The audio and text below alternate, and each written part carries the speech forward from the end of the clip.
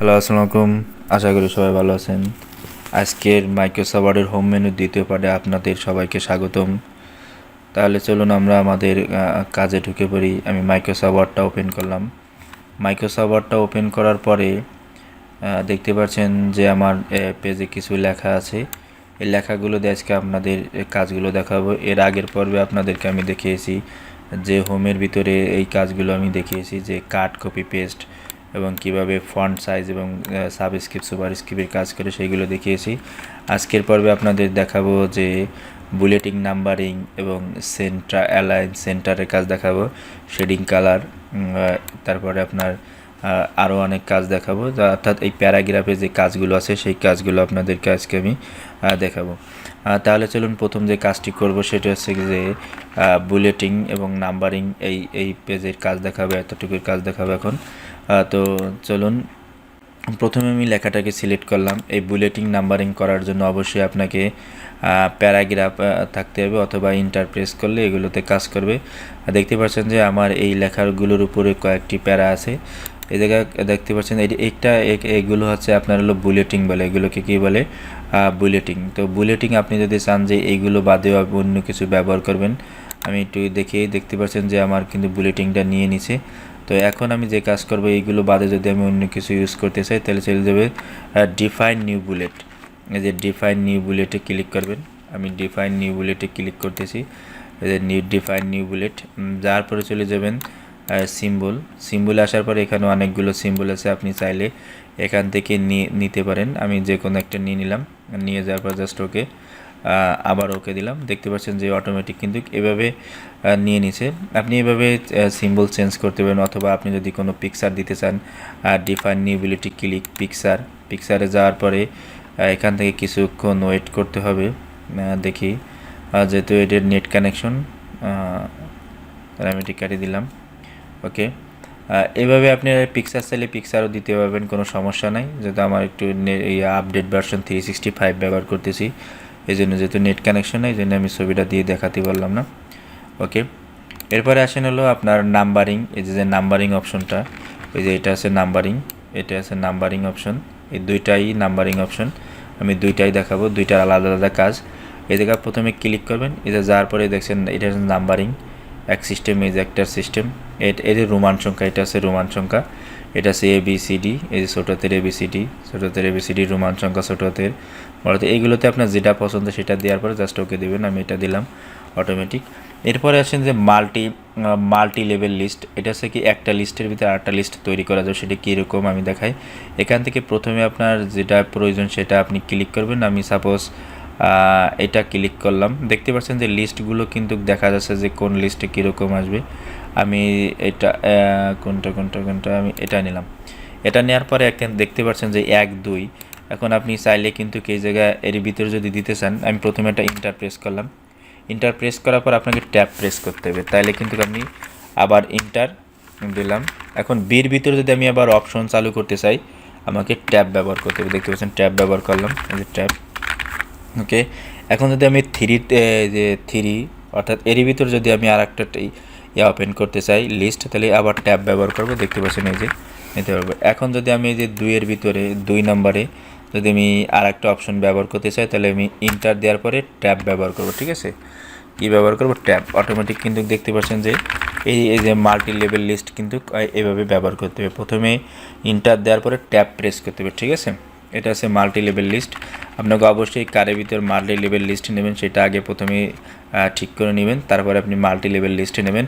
আপনি যদি চান যে আমি এইটুকের ভিতরে মাল্টি লেভেল লিস্ট নেব, আপনি এইটুকু সিলেক্ট করবেন। সিলেক্ট করার পরে এখান থেকে যে কোনো একটা চুজ করবেন। চুজ করার পরে ইন্টার প্রেস করবেন। ইন্টার প্রেস করার পরে ট্যাব প্রেস করবেন। দেখতে পাচ্ছেন কিন্তু লেভেল কিন্তু নিয়ে নিছে অটোমেটিক।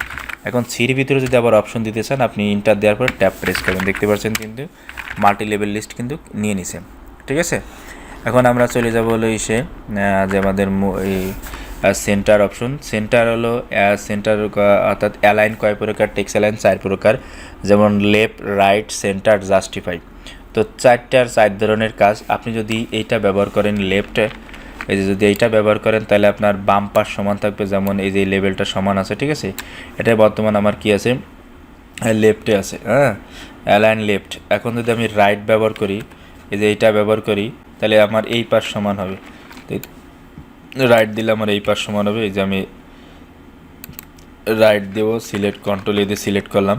এবার যদি আমি রাইট প্রেস করি দেখতে পাচ্ছেন যে আমার এই পাশ কিন্তু সমান হয়ে গেছে। হ্যাঁ, আমাদের সবসময় লেফট পাশে থাকে, যখন আমরা একটা পেজ ওপেন করি তখন লেফট পাশ দিয়েই লেখা শুরু হয়। আর যদি লেফট পাশ দিয়ে থাকার কারণে কী হয় যে আমার লেফট পাশ অর্থাৎ এই যে পাশ অর্থাৎ লেফট, আমি যদি লেফট ব্যবহার করি এই পাশ সবসময় আমাদের সমান থাকে, এই পাশ এলোমেলো থাকলে কোনো সমস্যা নেই। অর্থাৎ রাইট ক্লিক করলে লেফট ক্লিক করলে লেফট পাশে সমান থাকবে, রাইট ক্লিক করলে রাইট পাশে কিন্তু সমান থাকবে। এখন যদি আপনি সেন্টার ব্যবহার করেন তাহলে দেখতে পাচ্ছেন যে লেখাগুলো এলোমেলো অবস্থায় আছে, সেন্টার বরাবর এলোমেলো অবস্থায় আছে। এটার কোনো কিন্তু কি নাই, কোনো কিছু কিন্তু ঠিক নাই। দেখতে পাচ্ছেন কোনো কিছু কিন্তু ঠিক নাই। এখন আমি যদি আবার লেফটে দিয়ে দিই, লেফটে দিলাম। এখন আপনি যদি মনে করেন এই যে উপর যে লেখাটা, এই লেখাটা আমি শুধু মাঝে নেব, তাহলে আপনি যে কাজটা করবেন এটা এই যে ইয়াটা আছে লেফট, এটা ক্লিক করে অর্থাৎ সেন্টার, এটাতে ক্লিক করলে এটা বরাবর মাঝ বরাবর চলে যাবে, পেজের মাঝ বরাবর কিন্তু চলে যাবে। এখন আমি যদি ওইটুক বাদে যদি এতটুকু দেখতে পাচ্ছেন যে আমার এই জায়গায় কিন্তু লাইনগুলো কিন্তু ঠিক নাই। এগুলো যদি আমি সমান করতে চাই তাহলে কি করতে হবে, প্রথমে এই লেখাটারে আমরা সিলেক্ট করব। সিলেক্ট করার পরে এই যে জাস্টিফাই অর্থাৎ এই যে ইয়াটা, এই যে এটার উপর আমরা ক্লিক করব। ঠিক আছে, তো এটার উপর ক্লিক করলে দেখতে পাচ্ছেন এবার কিন্তু আমার কিন্তু এই পাশ কিন্তু সমান হয়ে গেছে। এই জাস্টিফাইয়ের কাজ জাস্ট এতটুকু।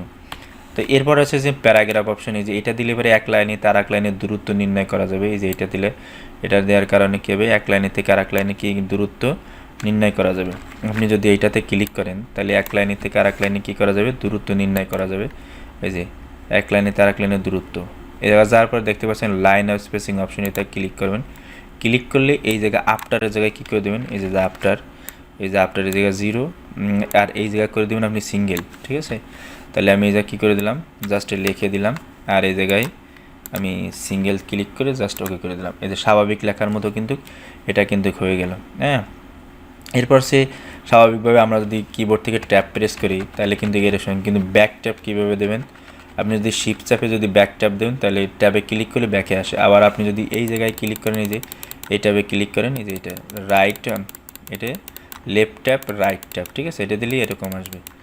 ওকে, এরপরে আসেন যে অ্যাসেন্ডিং এবং ডিসেন্ডিং। অ্যাসেন্ডিং এবং ডিসেন্ডিংয়ের কাজ একটু আমি দেখেন 1 3 5 2 4। এই যে আমার উল্টাপাল্টা লেখা আছে, এই যে উল্টাপাল্টা লেখা আছে, এটি কীভাবে আমি ঠিক করব সেটা প্রথমে আমি এই লেখাটা সিলেক্ট করব। আপনি শুধু আপনার যে নিউমেরিক্যাল ভ্যালু না, আপনি যদি আলফাবেটিক্যাল কোনো লেখা যদি সোজা করতে চান তাইলে হবে। আমি দেখাই যে এ সি ডি, ডি দিলাম, ডি বি দিলাম। দেখতে পাচ্ছেন যে আমি এটা যদি সিলেক্ট করি, যার পরে এইটাতে যদি আমি ক্লিক করি যে অ্যাসেন্ডিং ডিসেন্ডিংয়ে, যে এটাতে আমি এটাতে ক্লিক করলাম। যে ক্লিক করার পরে এই জায়গাতে আমি যদি অ্যাসেন্ডিং দেন অ্যাসেন্ডিং, তাহলে ছোটো থেকে মানে বড় থেকে ছোট, আর ডিসেন্ডিং দিলি ছোট থেকে বড়, এই যে ছোটো থেকে বড়। ঠিক আছে, তো আমি জাস্ট যা আছে ওই অবস্থায় কী দিলাম, ওকে দিয়ে দিলাম। দেখতে পাচ্ছেন যে এবার কিন্তু এই লেখাগুলো কিন্তু 1 2 যে উলট পালট ছিল সেটা কিন্তু ঠিক হয়ে গেল। এখন যদি আমি ABCD সিলেক্ট করি, যে ABCD এরপরে কিন্তু বি না, আমি বি কিন্তু লাস্টে দিচ্ছি না। এটা সোজা করার জন্য কি, ঠিক করার জন্য কী করা লাগবে, এই যে অ্যাসেন্ডিং ডিসেন্ডিং আছে এটাতে ক্লিক করব। আবার এই যে অবস্থায় আছে ওই অবস্থায় রাখার পরে জাস্ট আমি ওকে করে দেবো। ঠিক আছে, দেখতে পাচ্ছেন যে এইভাবে কিন্তু আপনি নিউমেরিক্যাল ভ্যালু এবং আলফাবেটিক্যাল ভ্যালু কিন্তু কী করতে হবেন, সাজিয়ে গুছিয়ে নিতে হবেন শর্ট, এই যে ইসের মাধ্যমে, শর্টের মাধ্যমে। হ্যাঁ, এরপরে আছে যে এটা আছে যে এই যে কাজটা, এই যে বর্ডার, তো আমি একটু বর্ডার দেখাই। আমি Ctrl Z দিয়ে ব্যাকে আসতেছি, এই যে আসলাম। আমি যদি চাই এই লেখাটা, শুধু এই লেখাটা বর্ডার দেবো, এই জায়গায় আসবেন। আসার পরে দেখতে পাচ্ছেন যে এই যে বর্ডারগুলো উপর নিচে কোথায় দেবেন, যে টপ বটম যেগুলো আছে এগুলো দিয়ে আপনি কিন্তু বর্ডার কিন্তু দিতে পারবেন, লেখার সাইড দিয়ে কিন্তু বর্ডার কিন্তু ব্যবহার করতে পারবেন। এরপর যে আপনি যদি চান যে বর্ডারের কালার দেবো, এই যে বর্ডার অ্যান্ড শেডিং, এই যে বর্ডার অ্যান্ড শেডিং যে কালার যে দেখতে পাচ্ছেন এটা ক্লিক করবেন। ক্লিক করার পরে আপনি চাইলে এখান থেকে যে এই বর্ডারটা দেওয়ার পরে আপনি একটা কালার দিলেন, যে কোনো একটা কালার দেওয়ার পরে আপনি এখান থেকে যে অবস্থা আঁকার পরে আপনি জাস্ট ওকে করে দেবেন। ওকে করার পর দেখতে পাচ্ছেন যে অটোমেটিক কিন্তু বর্ডারটা কিন্তু হয়ে গেল। এভাবে আপনি এখান থেকে কিন্তু বর্ডার আপনার টেক্সের ভিতরে যে সুন্দর বা আপনার ইচ্ছামতো কি যে সৌন্দর্য বাড়ানোর জন্য ইচ্ছামতো কিন্তু বর্ডারটা কিন্তু দিতে পারবেন, ঠিক আছে। আবার বর্ডার চাইলে তুলেও দিতে পারবেন। আপনি এই জায়গায় যাওয়ার পরে বর্ডার অ্যান্ড শেডিং আবার সিলেক্ট করবেন এই লেখাটাকে সিলেক্ট করবেন, সিলেক্ট করার পরে এই জায়গায় যাবেন, যাওয়ার পরে বর্ডার অ্যান্ড শেডিং, যার পরে নানে ক্লিক করে জাস্ট ওকে, কিন্তু বর্ডারটা কিন্তু চলে গেল। এটা ছিল আজকের দেখানোর বিষয়। এর পরবর্তী ভিডিওতে আপনাদের যেটা দেখাবো সেটা হচ্ছে এই যে স্টাইলটা আছে, এই যে স্টাইল, এই স্টাইলের কাজটা দেখাবো আমি। এবং তার পরবর্তী ভিডিওতে আপনাদেরকে দেখাবো যে এই যে এইগুলোর কী কাজ, সেই কাজগুলো দেখো, অর্থাৎ সাইড স্টেপে আপনাদের হোমের কাজ আমি শেষ করব। প্রথম স্টেপে আপনাদেরকে দেখিয়েছি আমি এই পর্যন্ত দেখিয়েছি। আজকের ভিডিওতে আপনাদেরকে দেখালাম যে এখান থেকে এই পর্যন্ত। পরবর্তী ভিডিওতে আপনাদের দেখাবো এখান থেকে যে এই পর্যন্ত, এবং তারপরের ভিডিওতে আপনাদের দেখাবো এই পর্যন্ত। তবে আজকের ভিডিও এই পর্যন্ত, পরবর্তী ভিডিও পর্যন্ত সবাই ভালো থাকুন, সুস্থ থাকুন, আল্লাহ হাফেজ।